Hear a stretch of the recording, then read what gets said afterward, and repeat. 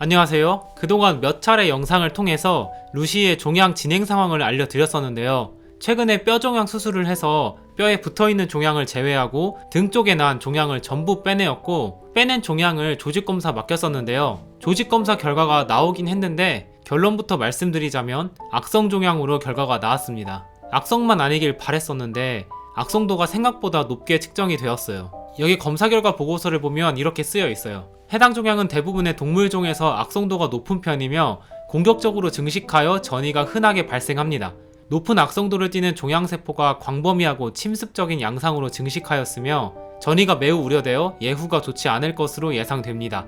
그래서 종양을 수술로 빼내었다고 해도 악성도가 높기 때문에 주변에 있는 림프절, 폐, 간 등 다른 장기로 전이될 수가 있어서 종양이 다시 자라지 않는지, 다른 곳으로 전이가 되지 않는지 계속적으로 잘 살펴봐야 합니다. 그래도 일단 수술 부위는 잘 회복이 되었고 실밥도 제거를 다 했어요.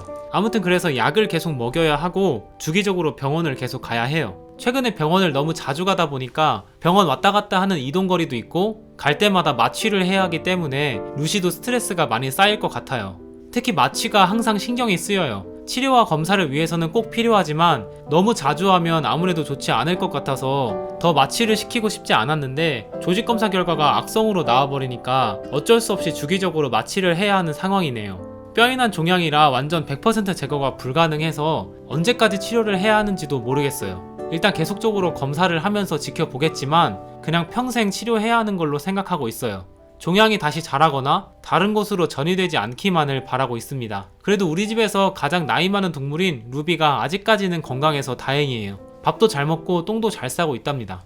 그리고 이번에 루시가 아프면서 문득 그런 생각이 다시 들더라고요. 지금 키우고 있는 다른 애들도 언젠가 적어도 한 번씩은 다 아플 텐데 그럴 때마다 이런 마음고생을 해야 한다고 생각하니 좀 먹먹해 오더라고요. 저는 그래도 완전 극 ESTJ라서 그런지 엄청 이성적이고 감정 기복이 없어서 괜찮은데 여집사가 이런 거 진짜 못 견뎌 하거든요. 지금 키우고 있는 애들 나이가 다들 한두 살 정도씩 차이가 나는데 그럼 매년 애들이 아프지 않을까라고 얘기했더니 그냥 조금 얘기만 해도 벌써 울고 그러더라고요. 감정이입이 엄청나게 빠른 편이죠. 아마 몇 년 안에 큰 슬픔이 매년 다가올 것 같은데 미리 마음의 준비를 하는 훈련이 필요할 것 같아요.